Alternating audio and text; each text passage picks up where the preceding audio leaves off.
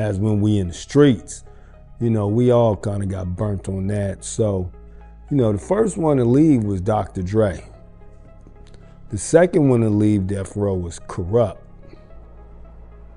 The third one to leave Death Row was Snoop. I'm the first one to leave from the DPG. You know what I'm saying?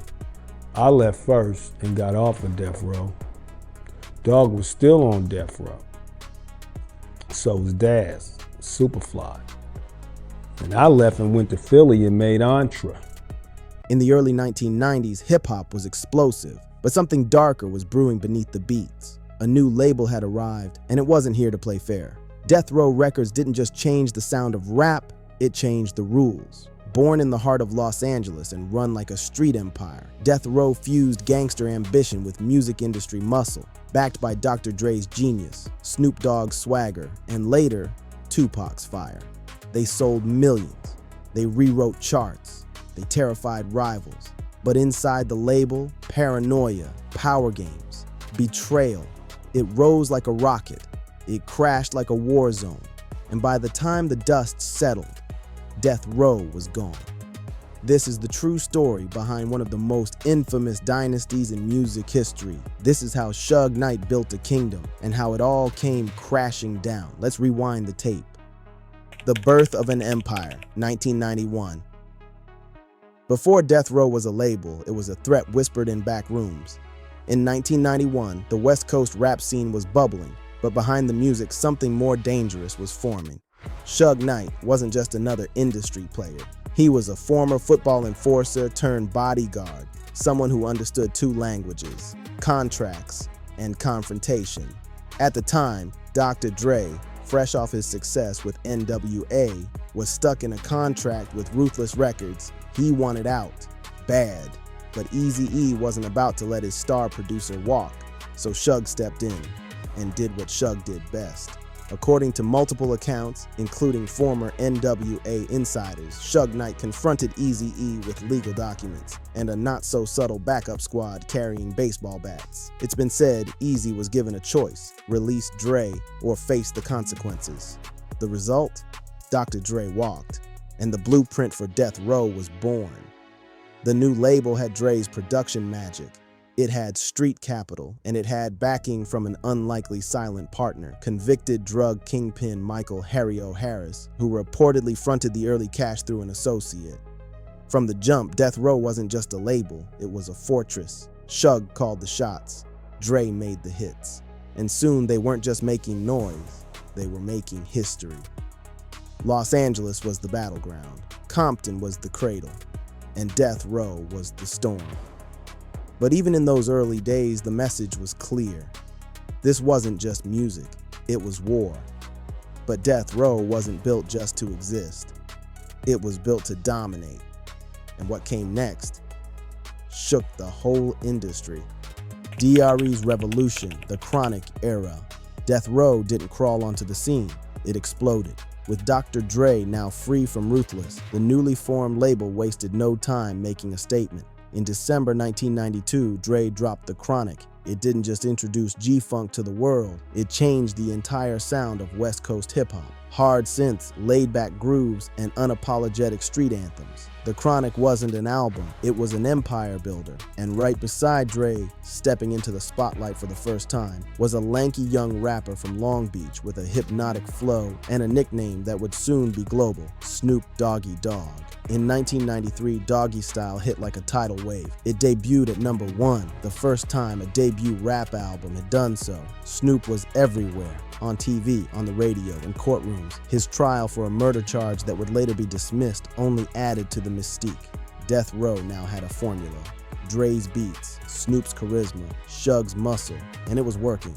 The label didn't play by the industry's rules. They didn't have to. Suge had bodyguards outside the studio and lawyers on speed dial. When artists crossed him, they disappeared from the studio, or worse, signed over their rights under pressure. The press called it controversial. Rivals called it dangerous. But in Los Angeles, it was just business.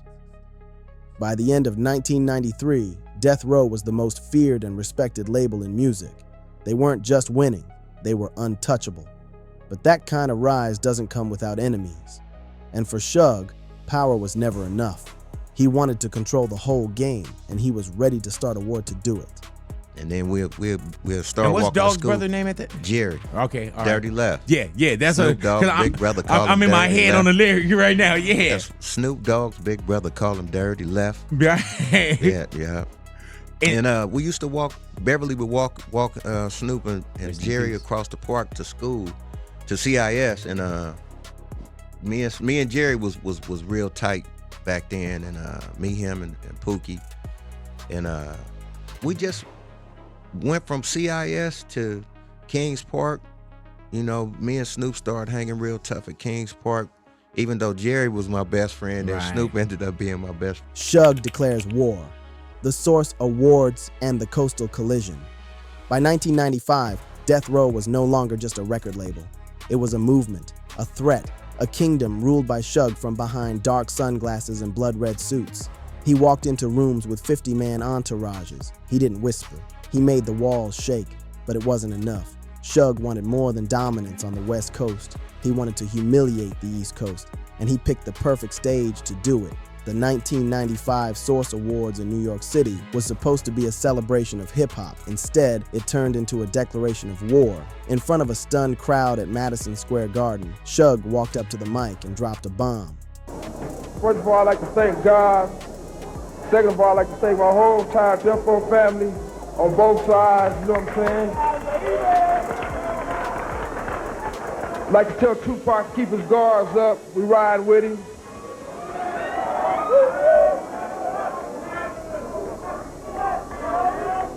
And one other thing I'd like to say, any artist out there want to be an artist and want to stay a star, and don't want to have to worry about the executive producer trying to be all in the videos, all on the record, dancing.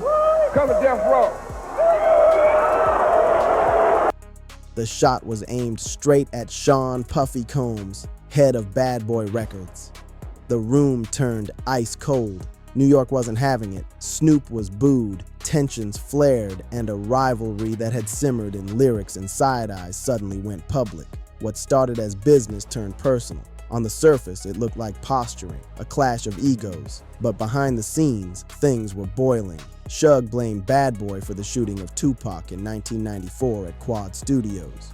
Tupac believed Biggie and Puffy had set him up, and now Death Row and Bad Boy weren't just rivals, they were enemies. This wasn't a beef, it was a battlefield.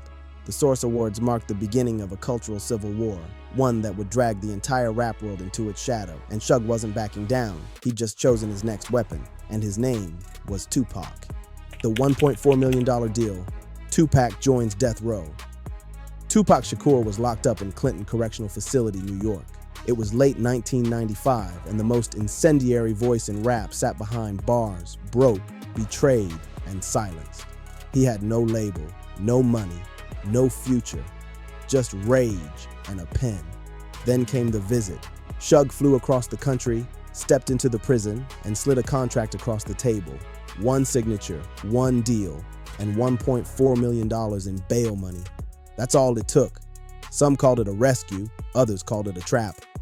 But when Tupac walked out of prison wearing a Death Row chain, everything shifted. He had a new label, a new boss, and a fresh fire burning in his chest. He wasn't looking to fit in, he was looking for revenge. Death Row didn't just sign a star, they unleashed a storm. Tupac was recording within hours of his release. Verses poured out like bullets. He had something to prove, and Suge gave him the freedom, the studio, and the army to prove it. From behind the scenes, Suge was orchestrating a masterstroke. He had Snoop, he had Dre, now he had Pac, the most volatile electric artist in the game. The streets were watching, the labels were terrified, and the East Coast, they were on notice. But the deal that looked like a lifeline for Tupac was something darker underneath. The money had strings. The loyalty came with chains. Death Row was a kingdom, but Suge was the king. And Pac had just walked into the throne room. Everything Death Row touched was turning to gold, but inside the palace, the walls were starting to crack. All eyes on Death Row, fame, friction, and fire. Tupac didn't ease back into the spotlight. He set it on fire. Just 4 months after his release, in February 1996, Death Row dropped All Eyes on Me, the first double album in hip-hop history. 27 tracks, no filler, pure fury. It was raw, thunderous, and personal. Tupac wasn't just rapping, he was unleashing. The album sold over 500,000 copies in its first week. Within months, it went 5 times platinum. Billboard couldn't keep up. Death Row wasn't a label anymore, it was a machine, but not everyone was celebrating. Behind the studio walls in Los Angeles, tension was thick. Tupac was working at a maniacal pace, dozens of tracks, endless sessions, and a growing sense that he was the one steering the ship. Dr. Dre, Death Row's founding architect, wasn't feeling it. The two men couldn't have been more different. Tupac moved with heat and chaos. Dre preferred order and precision. Studio sessions turned cold, whispers spread. Dre wasn't showing up. Tupac started mocking him in interviews, in lyrics, even in the studio. Suge, always the chess player, seemed to back Tupac's dominance, and Dre, he'd had enough. In early 1996, the man who built Death Row walked away from it. No press conference, no ceremony, just silence and lawsuits. He left behind masters, artists, and a fortune. To the world, it looked like a breakup. Inside Death Row, it felt like betrayal. Pac called him a coward. Suge replaced him with lesser-known producers. The sound shifted, the energy didn't. But Dre's exit marked a turning point. Without his balance, Death Row started running on rage alone. And when rage drives the engine, it's only a matter of time before everything burns. Tupac was now the face of Death Row, and the next chapter of his story would push the empire to its breaking point. September 7th, 1996, the night everything broke. It was supposed to be a victory lap, a show of power. On the night of September 7th, 1996, Tupac and Suge rolled into Las Vegas to watch Mike Tyson fight Bruce Seldon. Tyson dropped Seldon in under 2 minutes. The real knockout, though, was still to come. Tupac was decked in Versace. Suge walked like he owned the city. Cameras followed them through the MGM Grand Lobby. That's when they saw him. Orlando Anderson, a Southside Crip, and the man rumored to have snatched a Death Row chain weeks earlier. Tupac didn't hesitate. He swung first. Suge and the entourage followed. A dozen men stomping one target, all caught on hotel surveillance. No masks, no mercy. They walked out like it was nothing. But Vegas doesn't forget. Hours later, Tupac and Suge were riding in a black BMW, heading to Club 662 for the after party. It was just after 11 p.m. The strip was alive. The windows were down. A white Cadillac pulled up beside them at a red light. Gunfire. 4 bullets hit Tupac. One pierced his lung. Blood filled the car. Suge, grazed by a bullet fragment, hit the gas. They made it to a hospital. Tupac was alive, but barely. 6 days later, on September 13th, Tupac Shakur was gone. 25 years old. Shot down at the height of his fame, riding shotgun in the car of the man who bailed him out, built him up, and now sat covered in his blood. The streets erupted in grief. The media went into overdrive, but inside Death Row, the silence was deafening. The empire had lost its crown jewel. And Suge? He was about to lose everything else. The fall wasn't coming. It had already started. Suge locked up. Snoop walks out. Tupac was gone. Dr. Dre had already walked. And now, just weeks after Vegas, the third pillar of Death Row collapsed. Suge Knight was back behind bars. Las Vegas police reviewed the MGM Grand footage. There he was, in the middle of the beatdown that led to the shooting. It was a parole violation. The court didn't hesitate. Suge was sentenced to 9 years in prison. He wouldn't serve them all, but for Death Row it didn't matter. The boss was caged. And without Suge on the throne, the kingdom began to eat itself. The studio went quiet. Releases were delayed. Rumors started to swirl about missing money, shady contracts, and loyalty being bought or broken. Snoop Dogg, once the golden child of Death Row, had seen enough. He was still signed, still making hits, but the vibe had changed. He was mourning Tupac, watching his friends vanish, wondering who might be next. Behind the scenes, he was begging to leave. Master P made the move. The No Limit Records boss flew to Los Angeles, sat down with Death Row's lawyers, and cut a deal to get Snoop out. Some say it cost a fortune. Others say Suge didn't even know until it was done. Either way, Snoop was gone. When he signed with No Limit in 1998, it was more than a label switch. It was survival. He changed his sound, his look, even his energy. The Dogg father had escaped, and with Dre gone, Pac dead, and Snoop walking away, Death Row had no more stars, no more movement, just lawyers, threats, and ghosts. The throne was empty, and the empire was now a shell. The ghost of a label, attempts at resurrection. By the early 2000s, Death Row Records was a shadow. The studio that once buzzed with platinum hits now sat quiet.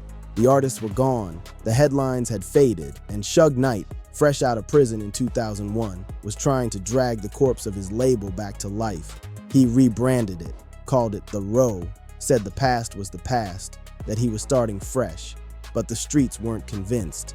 The industry had moved on. Dre had launched Aftermath. Snoop was on No Limit. Pac was gone. Still, Suge pushed forward. He signed new talent, like Crooked Eye, a lyrical powerhouse from Long Beach. He even made a bold move in 2001, announcing that he'd signed Lisa Left Eye Lopes from TLC. She was set to release music under a new alias, Nina. There was buzz, some excitement, but nothing stuck.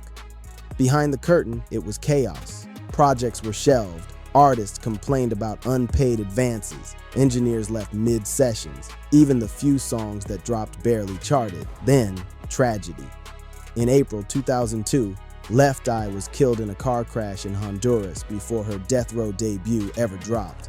The one comeback storyline that had potential was gone. The Row staggered forward, but it wasn't the same. The mystique was gone. The fear had faded. Suge still talked like a king, but the crown was long broken. Fans held onto nostalgia. The world moved on. In the end, there were no more Dre-level producers, no Snoop, no Pac, no vision, just lawsuits, empty studios, and a man who couldn't let go of the past. Suge thought he could rebuild Death Row on loyalty and legacy, but the foundation was dust. The resurrection had failed, and the final chapter was coming fast. A bankrupt and broken, the fall of Death Row. By 2006, Death Row wasn't limping, it was collapsing. Years of lawsuits, unpaid debts, and financial recklessness had caught up with Suge. Former business partners were coming for what they were owed. Most notably, a woman named Lydia Harris, wife of the imprisoned drug kingpin who had helped fund Death Row's launch, won a $107 million judgment against Suge in court. He didn't pay. He couldn't. That same year, Death Row Records filed for Chapter 11 bankruptcy in Los Angeles. A label once worth hundreds of millions was now itemized like a used car lot. Office furniture, studio equipment, and most painfully, the master recordings of Dr. Dre, Snoop Dogg, and Tupac. In 2009, a bankruptcy court approved the auction. Death Row's catalog was sold for just $18 million to an obscure company called WIDE, Awake Entertainment. The most powerful label in hip-hop history was now property. Suge denied it, said the system was rigged, blamed former friends, the media, even the artists he once backed. But the empire was gone. The offices were empty. The streets no longer feared the name. The red suits were now prison jumpsuits. Death Row didn't go out in a blaze, it rotted from the inside. Ego, violence, betrayal. It was Shakespearean. A West Coast saga drenched in power, paranoia, and platinum records. For a generation, Death Row was the sound of rebellion, the look of danger, the voice of a culture demanding to be heard. But in the end, it was also a warning. Even kings can lose their crown. And Suge Knight, the man who built it all, was now just another story in the footnotes of hip-hop's darkest chapter. Legend, lesson, and the last chapter. Death Row Records didn't just release music. It shaped a generation, redefined rap, and turned the West Coast into a cultural force the world couldn't ignore. From Compton to courtroom dramas, from platinum plaques to prison cells, it wasn't just a label, it was a myth in motion. But like all myths, it came at a cost. Dr. Dre built the sound, Snoop Dogg brought the flavor, Tupac gave it fire, and Suge Knight, for better or worse, was the architect of it all. He played the game like a war, ruthless, loud, and unrelenting. And for a moment, he won. But power built on fear doesn't last. What started as a revolutionary label turned into a cautionary tale. The contracts got shady, the loyalty got twisted, the violence got real. By 2006, Death Row was bankrupt. By 2015, Suge was back behind bars. This time, not for parole violations, but for manslaughter. It seemed like the book had closed, but then something strange happened. In 2022, nearly 3 decades after its birth, Snoop Dogg, once Death Row's youngest soldier, bought the brand. The chain that once weighed on his neck now rested in his hands. A full circle moment no one saw coming. It's not the same Death Row, and it never will be. But the story lives on, in every beat Dre produces, in every verse Snoop spits, in every mural of Tupac across the world. The rise was unstoppable, the fall was inevitable, but the legacy, untouchable. So here's the question for you. Was Death Row a triumph of genius or a tragedy of greed? Drop a comment with your take. If you felt the impact of this story, hit that like button and subscribe for more untold histories that hit harder than any headline ever could.